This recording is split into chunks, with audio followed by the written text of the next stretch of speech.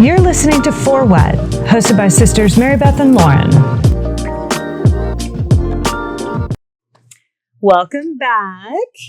We're cozy on the couch together again. Okay, so I have a couple of things that I jotted some notes about because we are actively editing and getting ready to launch the podcast, okay? So we've listened back to some of the earlier episodes, and I want to challenge us both today.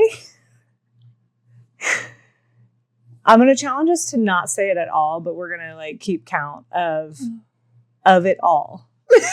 No, okay, I know, especially you. But you got me saying it now too. I love saying the blank of it all. I know you do. It's all encompassing. I know, it really is nice. But now we're both saying it. So I feel like if there's a challenge to reduce it, then it won't be overkill. Maybe that's just a personal challenge for yourself to not take on. I want to challenge you because you say it so much. I can easily not say it. Great, go ahead. This challenge will be easy for me. It sounds like it's a challenge only you need to take on. I don't have any qualms with the of it I know all. you don't have qualms with it, but You think it's bad that I say of it all? I don't think it's bad. You think I am decreasing the quality of our podcast? No, not at all. Okay. I just think if you listen to these back to back, there's a lot of it alls. That's my vernacular in this season of life. Vernacular is one of my favorite words. I have been keeping a running list. So one of my friends for her birthday had a spelling bee. Oh my god! For everybody, and there were these stupid little prizes. That one was a Captain America eraser, nothing crazy. Right. And she was like, "These are things that I just found underneath my bed." So funny. Anyway, so it was one of the funnest party games I have experienced in a very long time. To the point where this party that I threw for another one of my so many friends, so many parties, so many friends, another friend, not that same friend. Different friend. I hosted a party for her here a couple weeks ago, and we did a spelling bee with everybody here, and it's just so fun. So I've been keeping a running list of words that I love and also words that are hard to spell. Do you know how to spell minuscule? Minuscule. You're so close, but it's minus. Minuscule. Minuscule. Okay. Isn't that crazy? So anyway, I have words like nefarious, subpoena, liaison. Do you know how to spell liaison? I can spell all of those. Well, yeah, these aren't hard to spell. These are just words I like. Oh, but go ahead. LIA liaison. LIA. I just spelled this the other day. Yeah. I think it's LIAISON. Yeah. Yeah. Nefarious. NANEFARIOUS. Good. Subpoena. Subpoena. SUBPEONA. POENA. What did I say? PEO. POENA. You were a paralegal for a hot minute. Yeah. So that one should have been easy for you. Should have spelled that. There's right. other words like ambidextrous, enigmatic, demyelinating. Wait a second. Ambidextrous. I say that word a lot and I never know if it's a P or a B. And I say it ambiguously when I say. Ambiguous is a good word. I'm like. Also duplicitous. Ambidextrous. It's a B. Okay. It's a B. I wish I was ambidextrous. Oh my God, I don't even know how to say it correctly now. Ambidextrous. It's a B. Okay. Okay. Anyway. Okay. So whatever, take the challenge or not. I won't. Okay. I wanted to talk about drivers who you have a lot to say about driving at all times. But on my way over to record this podcast, I almost said of it all. When would you have said of it all? When I'm about to say. Oh. It's the non-urgency of it all. Of it all. Yeah. To me, when I am in the car and I'm driving somewhere, I am getting from point A to point B in as timely manner as possible. As efficiently as possible. Not once have I ever gotten in my car and thought, I'll get there when I get there. So what I'm so fascinated by is, are you in a stroll? Like, do you have the mentality of, I'm going to go on a stroll, but I'm going to get in my car? A weekend drive. That's what Drew always says all the time. He's like, these are weekend drivers. But today's a Monday. Yeah, today's a Monday. It was a Monday morning. And I was like,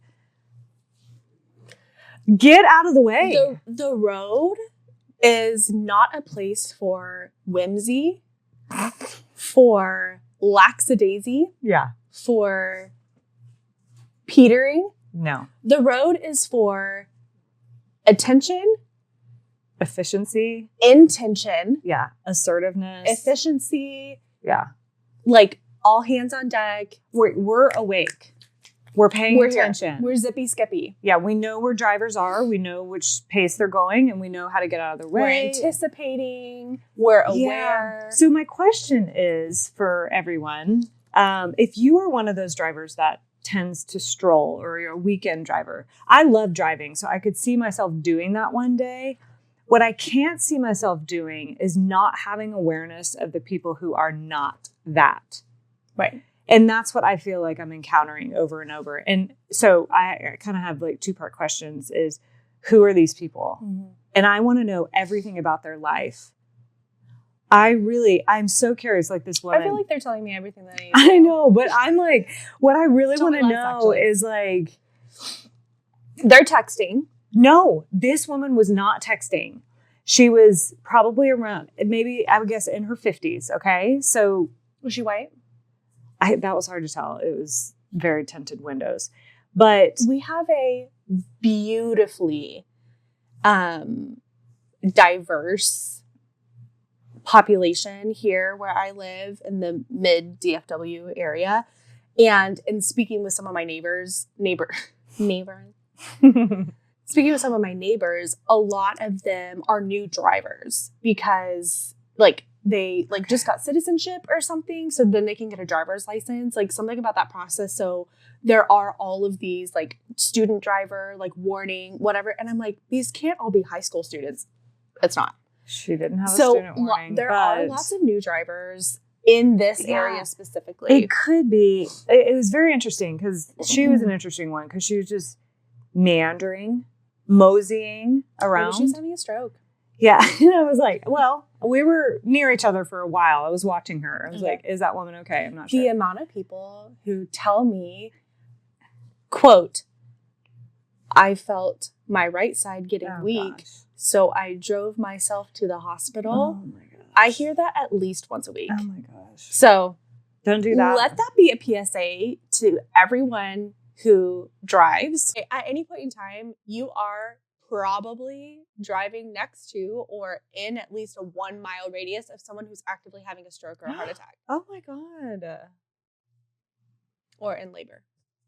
Okay, Debbie Downer. No, not Debbie Downer. PSA. Rachel Realism. Patricia PSA. Okay. Anyways, this Lexus lady was moseying around and I was like, oh, I'm going to go around her. So I went around her, even though I was in the right lane, whatever. And then she stayed behind me and I was like, okay, so she probably needs to turn where I'm turning, whatever. And then I slow down to turn and then she, without changing or without signaling, changes lanes to go around me. And I was like, oh, so you are paying attention to like, oh, I don't have to slow down because all these other lanes are open. Also have the audacity to not signal. So there's some level of confidence or something. So I was very confused about her life story. She was not giving me consistent driving information. Anyways, I don't care about Lexus lady. What I really, really am curious about is what kind of lifestyle do people have when they're just moseying around the roads on highways and whatnot? Are they retired? Are they like trying to waste time? Is their mother-in-law at their house and they're like, I'm going to go on a drive and I'm going to go as slow as possible. Maybe they're listening to something. Okay, yeah. It could be talking on the phone. I just don't experience this. In this phase of my life, I've never just gone for a drive. I'm never like, let me go slow. Let me go the speed limit or slower to wherever I'm going. I don't do that. Never. Like literally ever. I'm always 2 minutes past when I ideally wanted to leave at my minimum. And so I'm like, let me make up that time. Get out of my way, everyone. There is nothing that gets me off more than shaving off time on my estimated arrival time. It's a challenge every day. And we get to do it a lot here. To do it. Yeah, it's fun. Okay, anyway, that was my little spiel of the day. That was it. Oh my God, okay. Great. I have got something to talk about. Deep stairs. Okay, so my nose is really itchy. I'm sorry, I just have to do this. Yeah, and by the way, I really actually do want people to answer that question. I know it's silly, but like, can you send me an email and tell me why people drive that way? We actually would just like to hear anything that you have to say. That's true. Productions by mbk@gmail.com. Send in like experiences that you have as a woman. Yeah. Anything. We just like to read. With your kids, with men that you encounter. Like literally the other day I was at the gas station talking to you, standing in the like refrigerated section. I had the door open because I was trying to figure out like a drink that I was gonna get. And I'm like maybe a foot or two away from the drink. So like I'm in the refrigerator. As I'm talking to you, this man literally comes and puts his foot betwixt my feet and grabs a drink. And as he's grabbing the drink, he says, "Excuse me." He scared the shit out of me because I was like this. So I didn't see him in my periphery. So not only is there somebody in my space all of a sudden that I didn't see approaching, he says, "Excuse me," while he's in my space. Like, the fuck? No. It very much gave a sense of, this is my gas station. Yeah. I'm supposed to be there. Did it give you a sense of, I'm a man, so I can do this? I automatically belong here? Yeah. And I went, oh my God, I think I said, I'm sorry. Yeah, you did. In that tone, too. You go, oh, I'm sorry. Because, excuse me. Yeah. Was I standing here? I don't know. I'm having an out of body. Anyway, if it was a woman, I know this because I'm a woman and this is what I do. I stand a few feet away from a person. I say, "Excuse me, you mind if I?" Yeah. Before I'm in their space. Right. Before you approach. Also, isn't that interesting that, it is interesting that women know that. And we know at what time to say words and make yourself known. Of course, there are women who don't have any sense of personal space. That's true. And whatever. Okay, those are outliers. But general population-wise, we are talking, most women are very aware of before you are in someone's space. Men, making yourself known. Generally not aware of that because they don't have to They don't have to think about it. Privilege. That I hate. Anyway, so I'm like ranting on the phone with you, checking out. Cashier gal is like definitely listening into what I'm saying, and I'm like, sorry, because I go, it's just men in here. It's only men in this gas station and me, this cashier girl. Yeah. And I'm like, ranting about this man who just violated me. Yeah. And I go, sorry, I just really don't like men, and something just happened. And I had to tell my sister, and she goes, oh my God, I hate him too. Yeah. I know. I'm finding that more and more too. Like, me and my daughter walked into Target the other day, and this man was walking towards us, right? And so we were walking in the store, and he was going to walk out the entranceway, but doesn't move. This is like Walmart. Doesn't yield to us. And this was a worker. And so literally my daughter and I are walking side by side. He's walking straight towards us, does not yield, move, deviate at all. So my daughter ends up stepping around him, and I'm getting a lot more vocal about this, probably because I'm sitting here and we're practicing it all. But I literally said, "Oh, okay, then." And I did that whole thing. And my daughter's like, "What just happened?" And I was like, that was insane. I love seeing these accounts on Instagram that are like, here are ways that you can be like microaggressions. Yeah. For feminism, like micro-feminism, whatever. And some of those. And one of them is like not moving. Right. not moving out of the way. And I love to do that. I love it. Because first of all, one thing about me, I'm always going to be on the right side of the hallway. Yeah. Or wherever it is that I am. Right. I'm never the one in the wrong. That makes sense. So I'm not going to, I'm not doing that. You move. Right. You fucking, especially if it's a man. Yeah. If it's a woman, I may be more inclined to see what Right. does she have going on? Is she deep in thought? Or Right. things going on with her? I'll step out of the way for her. Yes. If it's a man. Excuse you. Yeah. Excuse the fuck out of you. You're in the wrong spot. You don't own this hallway. Yeah. Anyway, so I like to do that. Yeah, I do too. And it's just a tiny little thing, but like it's empowering in a way for some reason. I don't know. I know, I love them. I saved them, but my Instagram saved file isn't coming up easily lately. It's very annoying. I have to do this like 15 times and then it'll come up. But anyways, I do remember one of them was if you're in a meeting or just in a conversation and a man starts talking over you, instead of yielding, you you finish your thought, you finish your sentence. And you may have to raise your tone to talk over them, but I'm like, I love that. I can't wait. And you should do that with anybody. Yeah. Like not just men, but that's typically who's interrupting you. Like I now do that with my husband all the time because he's a big interrupter. I don't think it's because of his toxic masculinity. No. It's mainly because he's a little bit on the spectrum and has ADHD confirmed, like full on real medical diagnosis. And when he thinks of something to say, he cannot think about anything else except what he needs to say, or else he's going to forget it. Yeah. And it is difficult for him to know, like, what things is it okay for him to not say, or what things, like, actually need to be said to add to the conversation. So he does interrupt a lot. But I will talk over that man. And he's loud. Oh, man. He's loud, motherfucker. I know. It's one of my least favorite things when two people are talking at the same time. I really don't like that. Drew has a friend who loves to talk. He's a yapper, certified yapper. He's so entertaining. He's so funny. We love very that. nice. We love him. But like, if I'm maybe not sober, I am a little bit louder and like have more to say, which is shocking to imagine. Yeah. But he and I will talk at the same time, at the same volume. Wow. And then I have an out of body where I'm going, God, this is irritating. Escalating quite a bit. Yeah, I begin to notice this, I think, in college when, you're starting to meet people from all different kinds of backgrounds and families and stuff. And you could just tell I have had these thoughts for over 20 years where I'm like, oh, they're from a family who talks over each other. Like, that's just because family. They don't even hear the other person. So what you just did, what you and I do, obviously we grew up in the same family. So barely. That's true. We do the same thing though, where we add like one little quip, one little word to enhance. Exactly. Like that. But there's like obviously we're very good at this because we're sisters, but it's like this little blend of yielding and whatever, but we don't have to, I don't stop talking and you don't keep going.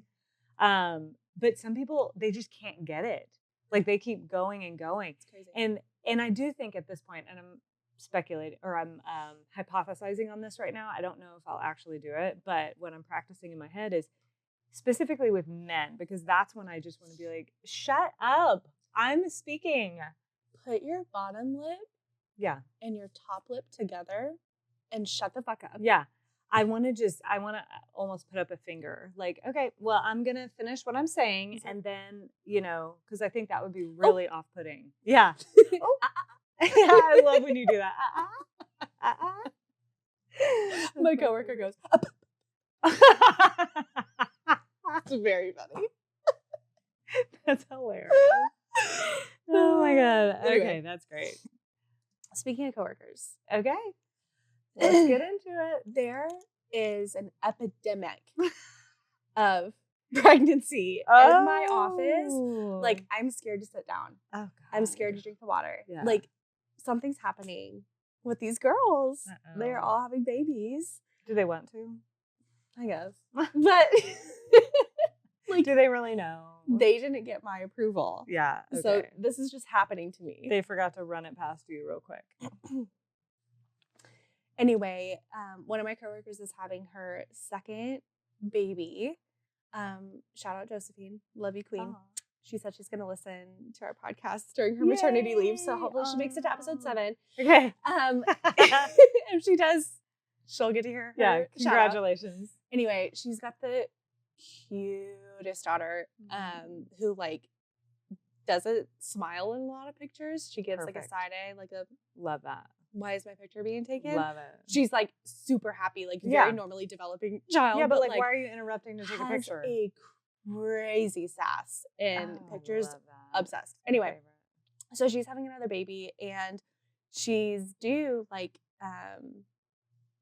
middle of September, I think. But her last baby came 2 weeks early. Oh, wonder what that's like. So that got me thinking, anytime there's a pregnancy around me, I always think about your pregnancies because you had first of all, your belly was the size of a prize-winning watermelon at the state fair. That one genuinely oblong. Like, I'm surprised you didn't like tip and fall over. It was very difficult not to. Like, you're a tiny person and your belly was huge. I don't know how you don't have stretch marks, actually. I have a couple, but not on my stomach, surprisingly. Like, that, we should post pictures of what you looked like when you were pregnant to our I will definitely Instagram share those. Because so and just like how you were when you were pregnant. You were such an intense pregnant person. Like, you experienced pregnancy out loud. That's such a great way to describe it. But like, I don't know how you couldn't. Like, I don't say that as a negative. No, like, I know. I mean, genuinely, how could you not talk about it? Which my coworker Josephine, like, she's just such a like. Yeah, I know. Like a graceful, gracious, pleasant person who just like lives her life. And this is what it is. Nothing about me is those things. And she's like fully 9 months pregnant, working in the hospital, and I'm like, I don't understand how that. Okay, I do. I relate to your pregnancy experience. I know that that's what I would be like. Right, because we have very similar. Well, we're both highly sensitive people. We're both not gentle or quiet at any state of our being. And so that puts us in a certain category. I'm gentle when I'm sleepy. Okay, that doesn't count. Or somebody's in a crisis. When I'm uncomfortable, I'm not gentle. I'm not gentle most of the time. That's just, if I am, it's because I'm. Somebody described me as gentle. I know. Recently. When people describe me as sweet, I'm like, oh. So you really know me. You caught me in those 5 minutes a month that I'm like so sweet. Anyways, we all have our perceptions of ourselves, whatever. It's not like I'm mean to everyone, but I would never describe myself as gentle or quiet. Sure. Intense, of course. Living my experience out loud is the best way to describe me. I've never actually been described in such a perfect way. Aww. That's it.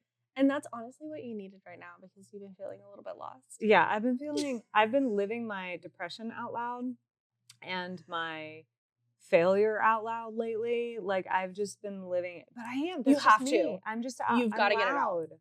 Yeah, and I really don't have any shame about the loudness part. You shouldn't. Know? I used You to. shouldn't have any shame about any of it. Yeah, by the way. Well, working through that too. I'm living my shame out loud too. Anywho, yeah, so I love that because, okay, so with me, my experience of pregnancy was everything just got dialed up.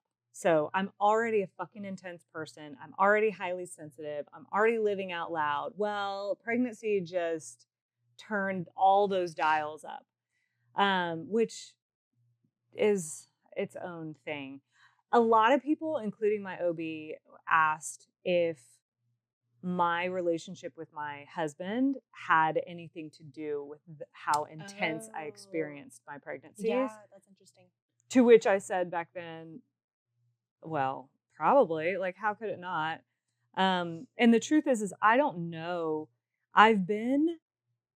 There have been so few days and phases of my life where I've been genuinely, like, not in survival mode, like just being able to be calm and present and my true self.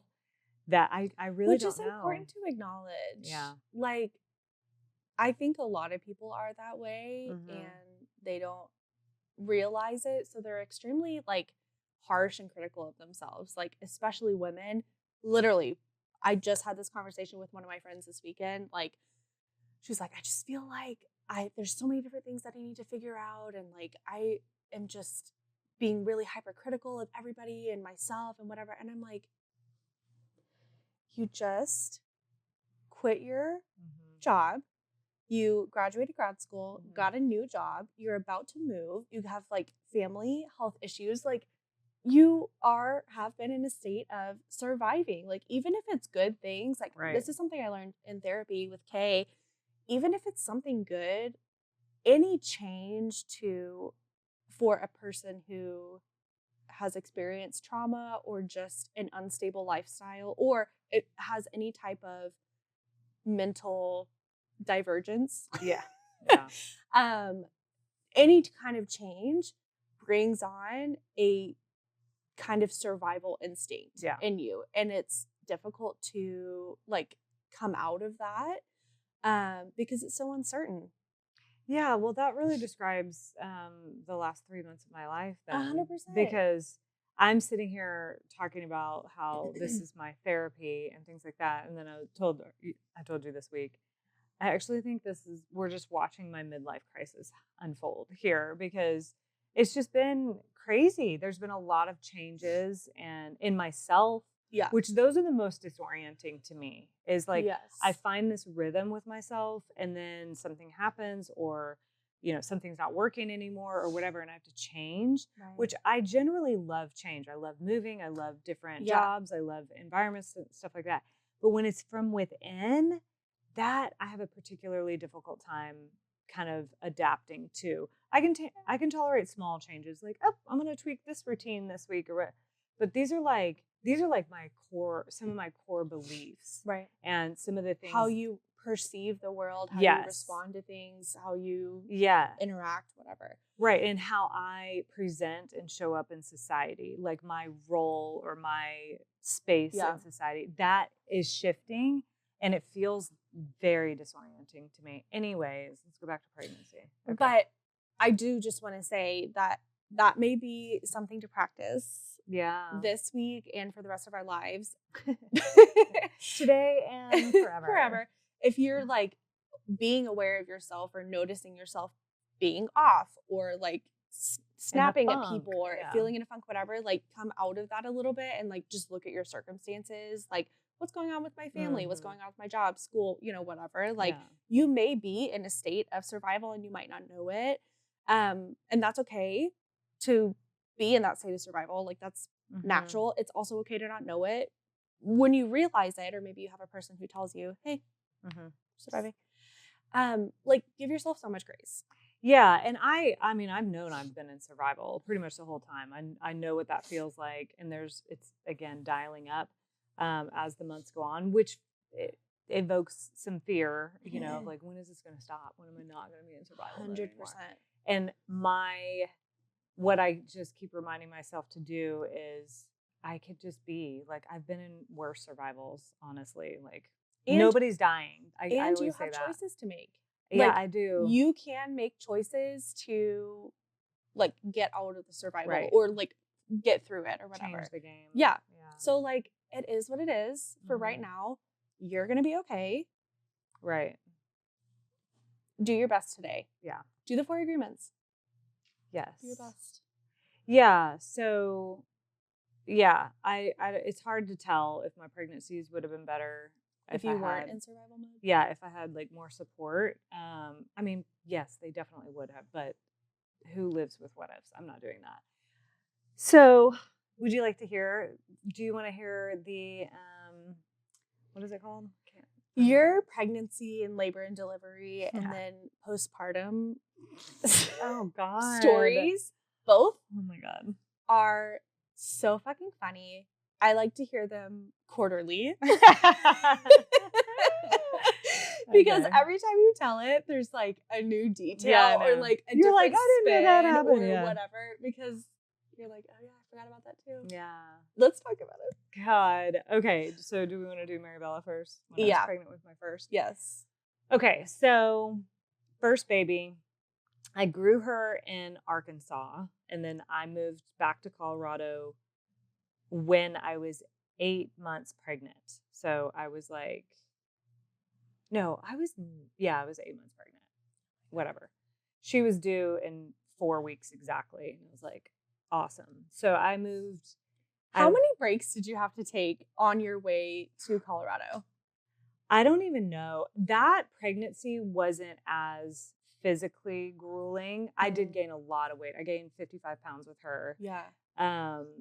And that felt like very assaulting every day to be carrying that around. And I remember like really grasping how big I was when I would try to slide into booths, and like I had to move the table over.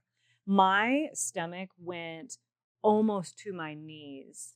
Like if you were sitting, if I was sitting down, legs out. No, if I'm sitting in a booth, like my my legs are at a right angle, my belly went almost to my knees. That's insane. Yeah, and I was like, you got long legs.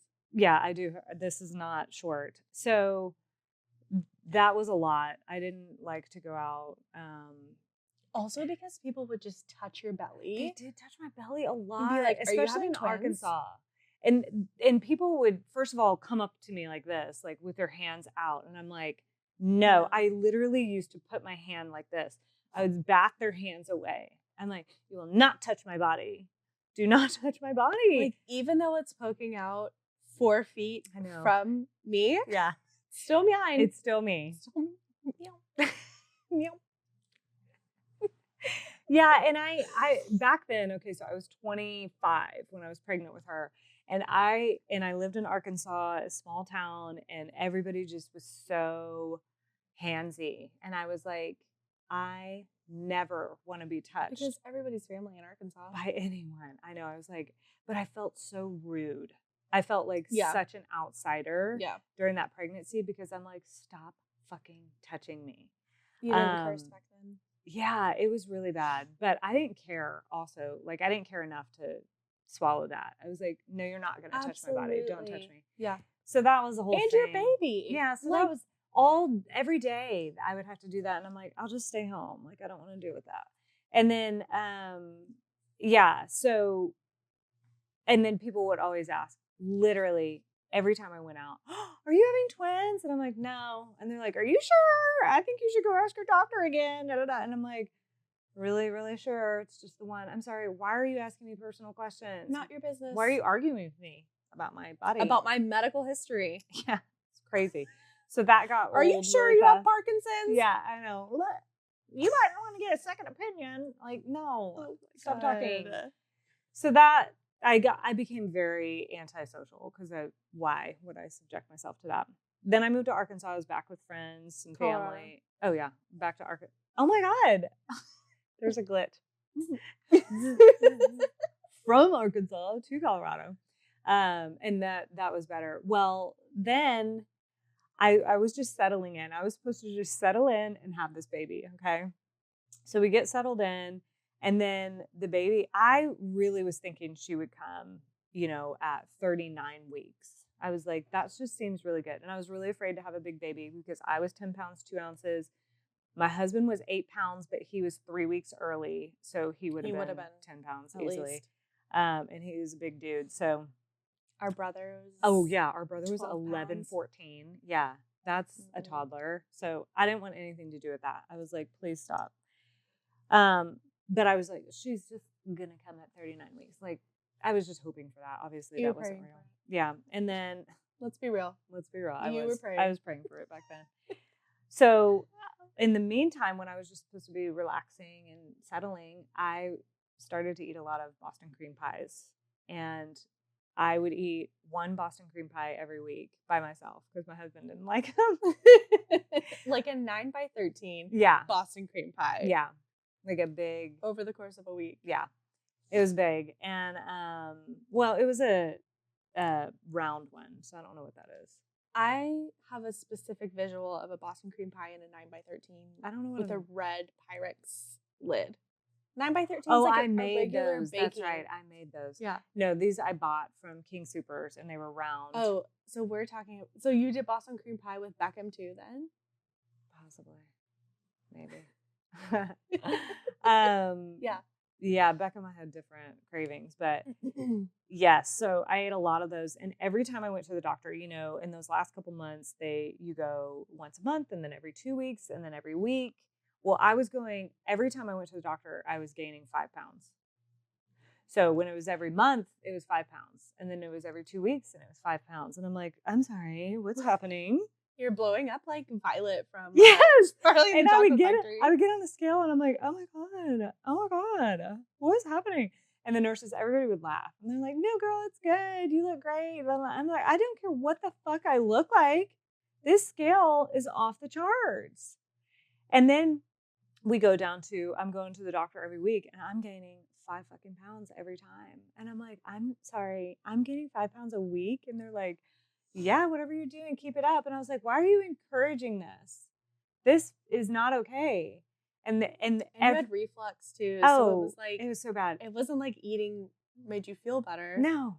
Every medical professional that I encountered. So I had my OB in Arkansas, and then my OB in Colorado, and then all the nurses, right? Every single person kept saying to me, oh, well, you were underweight to begin with, so you're good. Oh, you were underweight to begin with. And I was like, okay, well, I've made up for it. All right, we're way past that. And they knew I didn't have gestational diabetes. Oh, which is also what people ask me all the time. Do you have twins? Do you have gestational diabetes? And I'm like, can you fuck off? I know that I look like that. Have you had 3 heart attacks? Because you're fat as hell. Yeah. Like, you can't just say that. It was like really big. You must be unhealthy. Yeah, I know. What's wrong with you?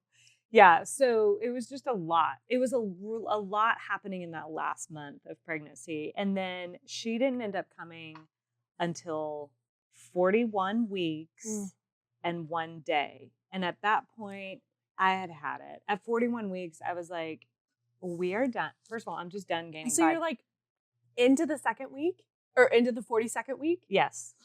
Jesus. And I was like, I wanted to let her come when she was ready, but I cannot keep gaining 5 pounds every week or 3 days at this point. This is crazy. So her due date was originally the October 28th. Then the OB was like, do you want to schedule her for November 4th? And I was like, I do not, because that is my birthday. And he was like, oh, you guys could have the same birthday. And I was like, I didn't even want her in my same birthday month. Okay, so already none of this is okay. She's already in my birthday month. Make it not my day. So she ended up being born. I was induced I went at like 2 a.m. in the morning to be induced on November 5th. And then she was born. You celebrated your birthday up until midnight. And then you're like, okay, she's got to go. We got to get this baby out. Yeah, so then, Pitocin, which was fine. I didn't care. Everybody was like, oh, that's so bad. I'm like, whatever, I'm good. She was up in my ribs. She never even dropped. I never felt her in my hips. She was just living up in my ribs. I couldn't breathe and whatnot. But so I went through Pitocin and then whatever the second drug they give you, and then nothing was happening. I was having contractions. And they were like, do you want an epidural? I was like, I mean, I guess. And they're like, you might as well do it now so you don't miss it, whatever, miss the window. I was like, oh God, yeah, go ahead and do it. So I didn't really ever feel any painful contractions. And then, let's see, they broke my water. She finally dropped. And then I can't remember the timeline, but I labored for 20 hours. 4 of that was pushing, which is not normal. And you can't feel it. So no, I couldn't feel anything. I was like, giving it all. Do this. I was ready to have her. No. And the doctor came in after 4 hours of pushing, and he was like, hey, I can't let you keep doing this. And I was like, why? I feel fine. I'm like, let's keep going. And he was like, no, this is not. And then afterward, you said the recovery from the pregnancy was so bad because your whole body was in pain from you clenching for 4 fucking hours. Every single muscle and tendon and part of my body. I could feel everything from my eyeballs. My eyes had burst blood vessels. Every part of my face was sore, every muscle in my hands, everything. I felt like I had been hit by an 18-wheeler. It was insane. Jeez. It was insane how I did not feel anything during the 20 hours of labor. And then for months after, I felt all of it. You know, it was pretty crazy, which makes me sad. There was a lot I did not know about my own body that I wish I had. I was so young and in the wrong circle of wisdom. So she was born by C-section. Everything's fine. I think I was fine. I did get a little bit hysterical going back to the OR once they told me. I was like crying and all of that. So they knocked me out once I was there. Because I was like, you know, I think I was just hysterical. I was like crying a lot. And so they knocked me out. And then they had to like slap my face to wake me up when she was born, which is also really sad. That I wasn't there. I didn't even know. I don't really remember that. I saw the picture of me like, you know. So that was sad. Waking up in the recovery room by yourself was the worst part. I hated that. I was like, is my baby okay? What happened? Like, where is she? Where am I? What am I okay? Like, I had no idea. And then recovery on that was absolutely horrific. So bad. Very, very hard. I was in so much pain all the time from the C-section and just the labor of it all. Did you rip? No, she did crown, but I did not rip. No. And when he went in to pull her out by C-section, my husband said he was in elbow deep because she was so wedged. He had to like get her out of my pelvis. I felt that for months afterwards. Yeah, it was pretty traumatic for my body. And I remember, you know, because it's like 6 weeks and then you can like resume exercise and sex and like you're supposed to like be back to yourself or something. I wasn't even close. 6 weeks came around. I was like, I'm barely better. I cannot believe it. Like, not everybody's pregnancy and labor and delivery is like yours, obviously. Yeah. But yours being like one of the first that I was very familiar with. Privy to. Yeah. Hearing about women who go back to work 6 weeks later. I know. Yeah. And I just want to be like, did you feel like you had to? I know. And if you did, fuck that. But like, if you whole system, right? If you really were excited to go back to work and you felt fine, that's great. Like, great for you. Awesome. But like, if you didn't, oh my fucking God. Because the hormones of it all, your body being separated from your baby, so much. Like you're a different person. Like you are a different person once you have a child. Like it takes, by the way, there's something called matrescence that I didn't know about until actually a few years ago. And there is a 4-year period after having a baby where you become mother. And it's after every baby, and you go through this.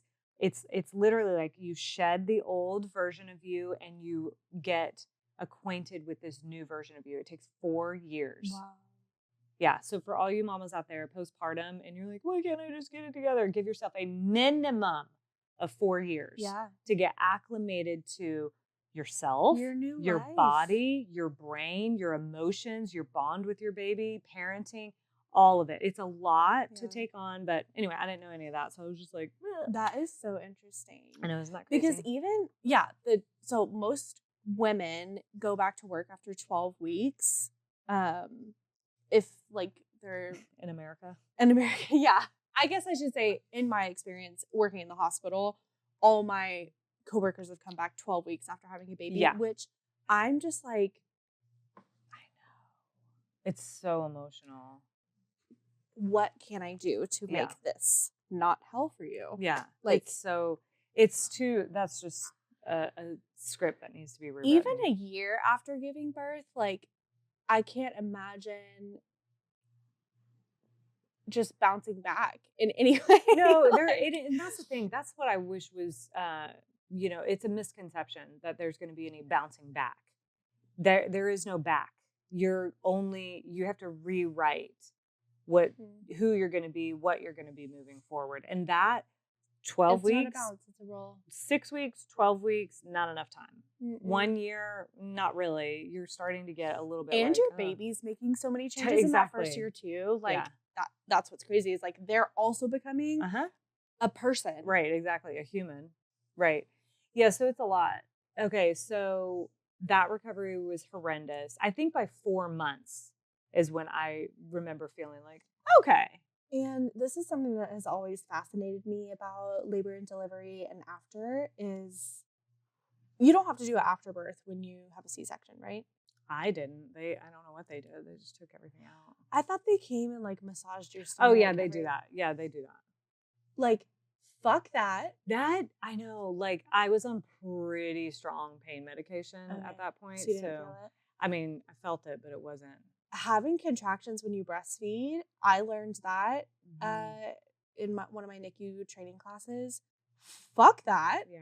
And then the people who make women feel bad for not breastfeeding their babies, fuck you. Yeah. Like, absolutely fuck you all the way. No. All of that, again, the journey of parenthood. So I believe, I haven't ever heard that term. I just made it up for putrescence. But I do think it's the same for men. Like the dads they have to have an adjustment period where they have to figure out what it's like to be a partner and supportive again in this way, and then with their own child, right? But that journey, that matrescence journey is sacred and it is unique to each woman for each birth. And there should never be any like, oh, you did this last time, so you should do it. No, like everything gets to be rewritten for what is going on this time around with this baby and this point of motherhood. So yeah, there's just, and I do think, I hope, I mean, I haven't had babies in a long time, but I do hope that's changing where there's a lot more openness and room for mothers to just do what they feel is right, which is hard to figure out what feels right for them because there's so much noise and judgment and opinions about things. But. So the afterbirth, contractions when you breastfeed, and the first poop, those are three things that have fascinated me. Yeah, I know. Especially the first poop. And I want you to talk about it. I bet you do. Because I have been constipated this last week. And you've been thinking about my story. And I've been thinking about you. And I actually had a conversation with one of my patients because she was like, I haven't pooped in 10 days. And I was like, and when you do, it's going to be hell. But you are going to be so grateful. My sister. Oh my God.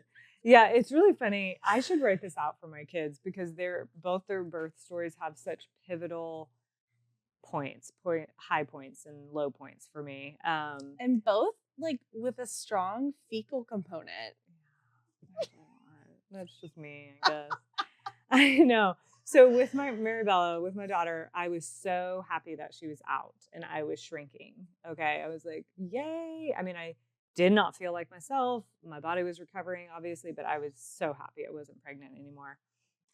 So that joy was there. I was very bonded to her instantly. I love those sweet moments, those first ones. However, there was a damper on them that first week, which was that I could not poo.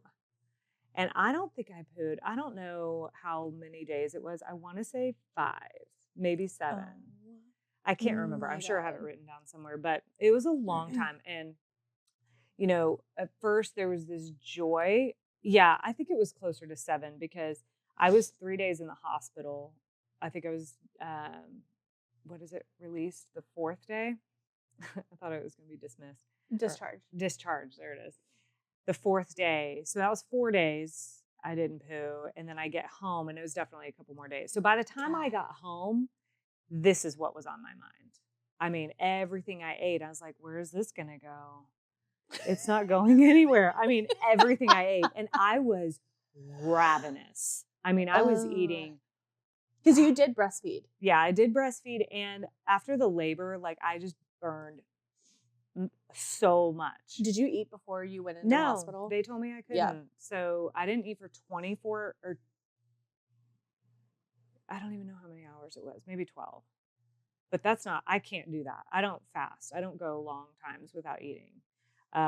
So by the time I had her, it had been over 24 hours since I'd eaten. So then I woke up and then I ate. And I ate everything the hospital had. So a lot of food inside of me.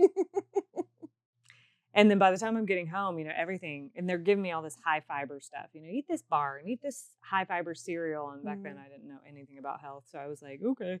And every bite I'm like, so horrible. And I'm holding this sweet, sweet little baby. But all I can think about is I need to poop. I need to have. But the thing is I didn't even feel the urge. Oh. It was just. You just know? I just know how bodies work. Something has got to come out. And so it was very concerning to me that I didn't even have the urge. I was like, where is it? Where is it all? But my stomach hurt. So it's hurt, but it didn't feel like I needed to poo, okay? And also you just had a baby, so like, what do you know? That's true. Yeah. Exactly. I'm like, I don't know what feels what. Your entire body's going, yeah. Oh my God, it was so bad. So finally, I don't even know what day it was, probably 7, 8. I was like, this has got to stop. Like it was uncomfortable to sit, to lay down, like everything was uncomfortable. And so my husband was like, you need to do an enema. And I was like, I've never done that before. He was like, it's fine. You just do this. Why does he know? He was an EMT. So he went to EMT school. I didn't know that. Yeah. See? Details. We've heard this story so many times. Yeah. So he learned about that. And when he was in school for that. He never actually had a job. He just had his degree. He had a fire science degree with EMT. Interesting. Yeah. Okay. So he's sitting here talking about. What is he? He's so many things that I don't know what I should say. Which one? A very complex, dynamic person. Yeah. But in moments of emergency and crisis, his response and wherewithal and role was like so incredible. Yeah, it was. He's very matter of fact. He was just like, here's what we have to do. He was very good in situations like that. Wow, that explains so much. So he was like, okay, well, you're gonna have to do an enema. And I was like, and he was like, it'll be fine. And I was like, hey, I don't know how to do it, okay? If y'all don't know what an enema is, because I didn't, you fill up this bottle of water with like warm body temperature water, and then it has like this tube on it that you stick up your arse, and then you squeeze the water out gently. And then I would think it would immediately be starting to flow out. That is not what happened. And I was like, now what? And it's just water? There's no like solution or anything? Not that I remember. He put it all together, so I don't know. That dear sweet man for that, he gave me an enema. And our relationship was never the same. Which is neither here nor there. It didn't matter. It wasn't like a great one. It didn't improve anything. Didn't improve or disprove anything. It was just whatever. I didn't recover from that though. I was like, oh my God. So he squeezes that into my arse and then I'm like, now what? He goes, just give it a minute. And I'm like, what? Because I thought it would just be coming immediately. Out and it wasn't. But then it was probably 4 minutes later, I was like, I'm ready. I finally felt the urge. So I go and I sit on the toilet and I commence my second labor. This moment, I remember better than the birth itself because I wasn't drugged up. And I was sitting there pushing and groaning. Oh my God. But I was also so happy. I'm like, it's coming. You literally got to experience birth. Natural childbirth. Oh my God, yes. It really was. You're like, you will not take this away from me. I know. I was like, I will have my natural birth. Oh my God. Yeah, so I sat there and had my moment. And you were screaming. I was screaming because our mom and my husband were out in the living room laughing. Classic. Because they were like, well, she's getting it done. And I mean, I'm so sorry if this is TMI, but that poop was this big. That's the detail that haunts me. That This sticks big. with me forever. This was the size of a baby's head. I did have a second birth. It's like the diameter of like a can of kidney beans or a Yeah. can of corn. Yeah, a can of anything. Any kind of can. That's what came out of my ass. And I my really God. was dumbfounded. I looked into the toilet and I was like, Could you even flush? no. He came in and plunged. Yeah, there's no. Oh, I mean, I looked at that and I was like, how many okay. pounds do you think it was? probably 4. Yeah, and so that was really shocking. I can't get that image out of my head. Like, that's really, it's there. Just looking at like, what? Oh. This reminds me, there's some like Texas congressman or something that recently asked, there's some kind of, I don't know, whatever you see these videos that's showing footage of somebody in some kind of courtroom. Yes, some sort of legislative. I don't know what the meeting. context is. I know, me neither. But Tell they us have what that little meeting is. nameplates and Yes. microphones. If anybody knows what know. that's called, let me know. Somebody's in charge. It's something with legislation. Somebody's leading some kind of hearing, maybe, and then there's people at the tables that are lower than the people. Right. But then sometimes the people up here disagree and talk to each other. Yeah. Whatever that is. Anyway, there's some Texas. Honestly, he may not even be from Texas, but probably. He was very uneducated about women's health. And was he white? Yes. Yeah. Yeah. Probably coming from Texas. Talking to a medical Oh woman. my God! Yes, I know. And What you're he talking was about. asking Yes.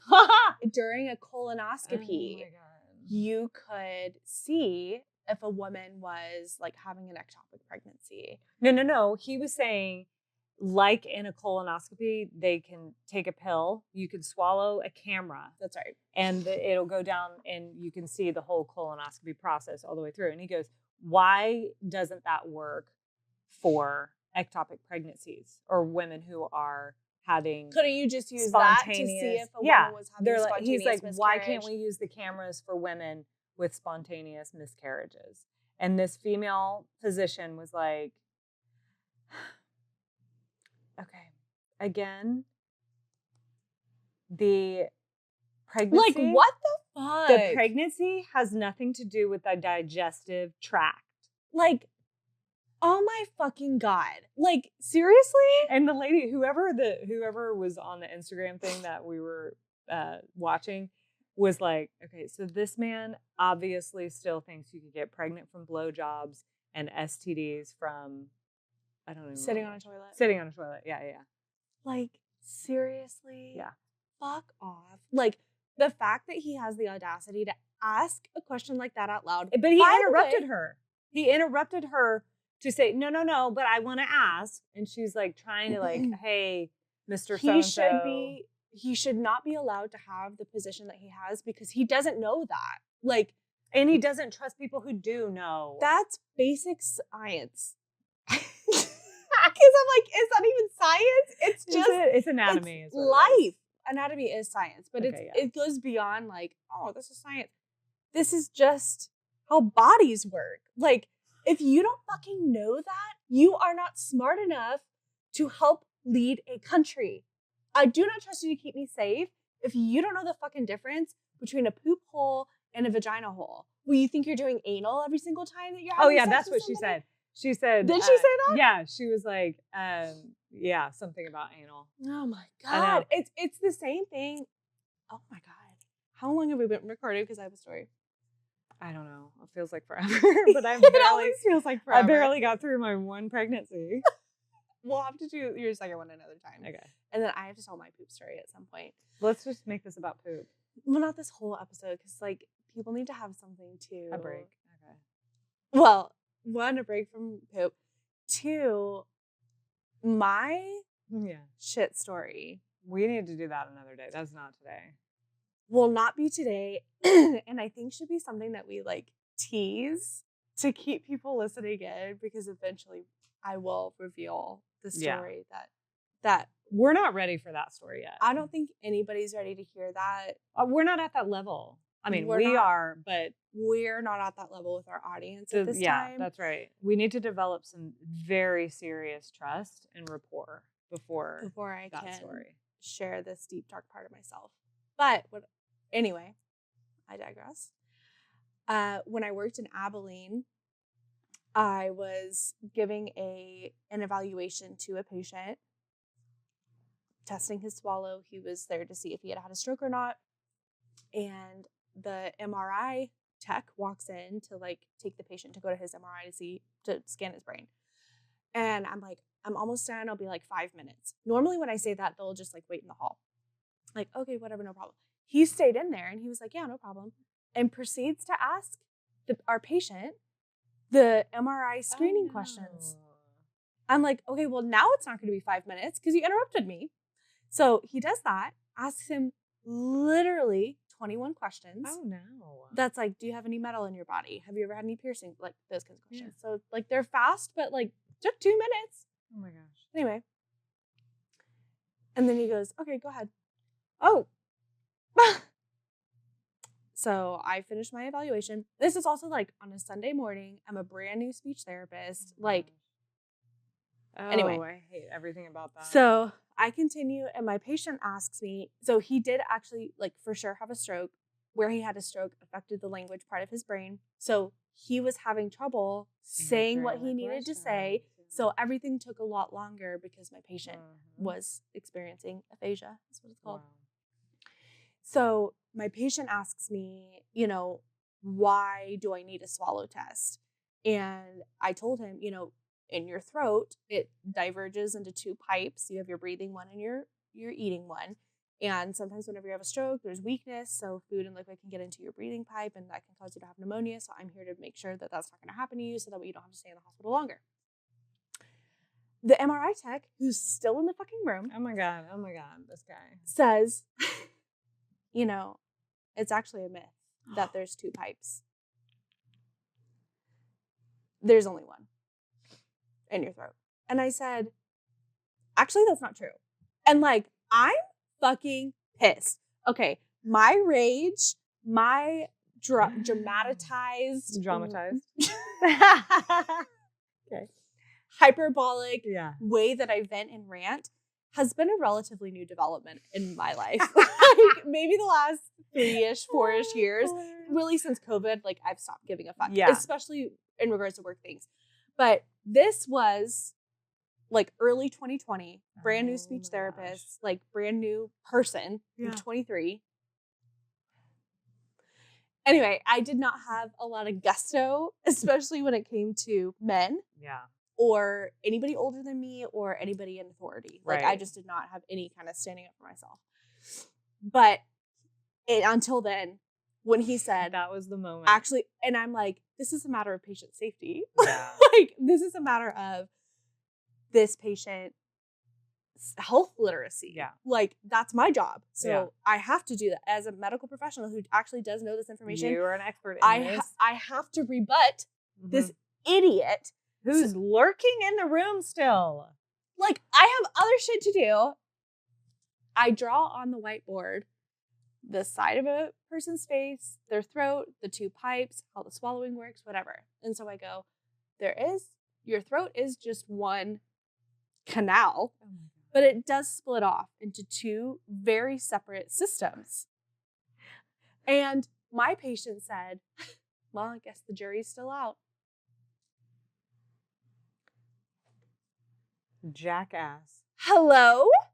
With the limited verbiage that he had, he sided with the man. The jackass. Unreal. I reported that, obviously. Oh, and I think he ended up getting fired. Well, I hope so. MRI tech. Like, fuck off. Why are you speaking? He would not have done that if I was a male. Yeah. First of all. No. A therapist, a male nurse, anything. Anything male. And would not have done that if I was a physician. Like, why are you speaking in here? That's the question he needs to be asked. So an MRI tech and a state governor have the same health illiteracy. Yeah. This man should be fired. Like, why does he get to say something so fucking stupid out loud like that? And not only that, he's trying to make laws about women's bodies based on that illiteracy. And that's all that we can crime. do is just make memes about it and videos and stitch it and then talk about it on podcasts. But if a woman did that, like anything that Alexandra AOC Cortez, anything that she ever says, she gets torn to shreds by any news source. Other politicians will talk about her. Like, she is blasted for anything, even if what she's saying is like correct or whatever. Decent. Like decent, hopeful and anything, whatever. Yeah, because she gets to continue insider trading, making his millions, doing whatever the fuck he wants. I know it really is criminal. It should be criminal, and I don't know when or how that's going to happen, but my God, it's painful. And this is why it's exhausting to live in a world where that is what makes our laws. Right. Like, that passes. He's qualified to make decisions on every person in our country for some reason. It's incredible. So then I'm like, I'm following all these rules. I'm being an upstanding person. I'm being respectful and whatever. For what? Yeah, for what? Literally, I'm educating myself, learning about the 2 canals in people's throats. For what? So a male tech can come by and say one little sentence and derail my entire 30-minute session. Oh my God. What would you say now to that male tech? Now that you're so well versed. If I said, I'll be 5 minutes, and he says, okay, I'm just going to ask some questions, I would say, actually, if you don't mind stepping out in the hall so I can finish, it'll be done a lot faster. Okay. And then if you got past that point and he did his whole thing and said, go ahead, and you went ahead, and then he said, actually, that's a myth, what would you say to him? Actually, you can eat my ass. Because if we got to that, I wouldn't even have let it got to that point. I would have interrupted him immediately. If he started asking the questions, I would have said, excuse me, let me go ahead and finish. Like, no. I love that. Growth, learning. You learn through experiences. Because, like, I'm going to let him ask his questions and interrupt me for what? Yeah, like, for what? I'm in the middle of doing my shit. For what? So he can sit there and watch you continue to evaluate? No. And then chime in his opinion that nobody asked for? That counters your expertise? That was what is it called? Milestone? Yeah. Hallmark? That was a core memory. Yeah. That was a humongous turning point in my life. Yeah, it was. Because that's when you learned nobody is going to step over me with my patience. Period. That's good. Good lesson learned. A man is still going to step over me to get a drink at the gas station, though, even though I'm standing in the refrigerator. Well, he's going to have something else coming to him next time any man tries to do that. You better watch out, mister. Excuse me. No, excuse me. Oh, are you thirsty? That's what I would say. If somebody was already stepping into my space betwixt my feet and then says, excuse me, I would say, oh, no, please. Excuse me. Clearly, I should have stopped existing when you walked in. I would have said, oh, you a big boy who needs a drink? Oh, you need a drink right now. You're so thirsty. You couldn't say excuse me before you stepped in my space. Oh, so thirsty. I know. There's just a lot of that. There's a lot of that. I like, back to driving really quick, just to bring it full circle. Sure. I have my kids do this too.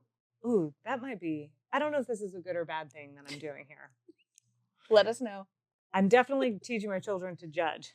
I'm like, let's see if we can identify who's driving. Obviously, the first identifying factor is going to be male or female. And then we're going to talk about age or, like, look at me. I'm like totally discriminating against all these things. But I'm like, I actually never even get past, honestly, the male or female of it all. And if I do get to the age, it's literally for empathy. Like if they're older, I'm like, okay, we're going to let them. I do think that's dangerous. You know, I want to be prepared to stop driving when it's not safe for other people or myself, whichever one comes first. It's really just men in a truck, men in a sports car. It's just men. I mean, honestly, they can be in anything. Because literally, again, driving here, Tesla, okay? And this Tesla was like, okay, going a decent speed in the fast lane, right? And so I was like, okay, let's try. We're passing people in the fast lane, right? But then he slows down. And now he's not passing people. And I was like, oh my God. So your car can literally drive itself. Yeah. So 3 people go around him. Yeah. And at this point, I didn't know if it was a him or a her. But they go around we it. Know. Yeah. And then I'm right behind, and then I kind of get trapped in. So I'm like having to wait. I'm like, what the fuck is this Tesla doing? This is crazy. And then it moves over with no blinker. It slows down because this lane of traffic needed to go faster so he could get behind. And so he moves over with no blinker. And I'm like, the actual. And I pass him, and he's like a 30-year-old man, small, sitting in that car. And I was like, okay, wake up. So I leave him in my desk. Okay, I'm off. And then I, like maybe 2 miles ahead, I'm about to get into the right lane to start exiting. And I see in my rearview mirror, this car is flying in the right lane. So I was like, okay, I won't move. So I had started to move over, but then I came back over because that car was flying by. That car flew by, and I was like, okay, clearly you're the most important on the road. We get it. You need to go 95. That was a man. That was definitely a man. So then I go to move over again, and who shows up in the right lane, also following Mr. Jackass Fast Guy? The Tesla. And I was like, oh, did you find the gas pedal today? And so then he kind of does this thing where he's like, oh, is she going to still get over? Oh, and I was like, this fucking Tesla. Catherine. Let your car drive itself. It's going to be better than you. Stick it on autopilot. Hello? That was so crazy. Your car can literally drive itself. Yeah. So I do definitely identify with precision and accuracy and very quickly who are male and female. I don't even care if it's a woman. Honestly, that's of no importance to me. Yeah, it really is the worst. It's really men and not men. Men or people texting. Yeah, people texting. That's really bad. That's who you should judge. But also, here's the thing. You see a crazy person, how many times is it a man? That's what you should be judging. Crazy driver, yeah. Okay, or just person. Yeah.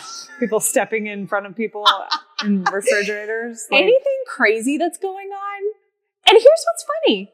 Here's what's fucking funny. Women get labeled as the crazy ones. Okay, and let's talk about that really quickly, because I'm thinking about like, all these news stories are flashing in my mind of like naked women doing crazy shit and women ranting and like going batshit on men's cars and things like that. Okay, but why? Justified.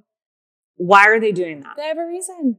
They're getting it out. They have been mistreated by one specific man or multiple in their life. Probably their dad initially. And it's coming out, right? If finally she had a breaking point and that's what happened. What's going on with the men? If you say loneliness epidemic, I'm going to punch you in the throat. Listen to episode 2. Yeah. 3. What is going on? And I'm not saying men can't be traumatized and men can't be hurt and men can't express themselves. Yeah. Whatever. But to label women as crazy for their expression of the oppression and trauma that has been inflicted on them because of men from society, not just individual experiences. Yeah. It's like we go out into the world and we have to experience exactly. This. Like, we just exist and we have to experience it. Like, and for men, what are you? I guess up against. I think specifically white men. And okay, here's the deal. Like, I'm raising a white man, right? And we talk a lot about that. I'm like, hey, you've got a lot of privilege. I know you can't see it, but I need you to look for it. You know, be looking for it. And I want to say that to all men too, of like, they're raised, again, we talked about this, to be leaders, to have all the answers, to have all the decision making, That's a lot of pressure, right? But we need you to figure that out. Because we're figuring out our role, okay? We need you to figure that out. Like, stop projecting. Yeah, figure it out. Go to therapy. Do that. Because we're figuring out our role, which is we're supposed to be homemakers. We're supposed to pop babies out. We're supposed to support men, right? And that's a shit ton we've got to deconstruct and reconstruct, right? So that's the baseline for both genders in the patriarchy, right? Add on top of that, societally, everything is against women. Every single thing, especially women of color. Everything is saying, not you. If you really fight Anyone for it. but you. Yeah. Actually. I don't think so. Oh, well, we got a man, so we'll go with him. Okay? Everything says that. So our expression of hysteria or crazy is going to be off the charts because our discrimination is off the charts. Okay? Men, again, you have a baseline like every human does of like, man, this really sucks. We've got to figure this out, right? Past that, and if anybody is thinking or saying to themselves, well, it's been really hard for them lately because all these women are talking about it now. Too fucking bad. Yeah, that's something. The stance has got to be like, I'm just going to turn my listening ears on. Right. I'm going to turn my listening ears on. I'm going to dial down the defensiveness and the deflection, and I'm just going to listen. Just try it. And I'm going to just hold space. I'm going to learn how to hold space, and I got to do that for myself so I can learn how to do that for other people. And there you go. I just gave you the manual. You're welcome. So we've answered all the questions again. Everything is solved. And again, we have solved all the world's problems within an hour of just chit-chatting. Factual, research-based chit-chat. It's evidence-based. Yeah, evidence-based, yeah. Whatever. Okay, well, we love you. I love you. I love you. I hope your throat feels better soon. Oh my God, me too. I hope you don't get sick. I won't. That's what I hope most of all. I know, me too. If I do, you're going to be in trouble. We're all going to hear about it. Yeah, you will, because nobody wants to see me sick. We will save my second pregnancy story for another day. And your shit story. And they're even better than the story that you heard today. So. Yeah, that was just like a little taste. Dipping our toe in. A little taste? Let's not say that. That was a poop story. I didn't love that. We were talking about Boston cream pie and I don't know. Anyway, love you. If today hit home or lit a spark, drop a review, subscribe, follow, like it, post it, tag us, and send it in the group text. We're so grateful you've spent time with us today. If you want to keep this podcast alive and thriving, there's a link to support us below. Even $5 says, keep going, gals. Until next time, look for opportunities to deviate from the default, and don't forget to ask yourself, for what?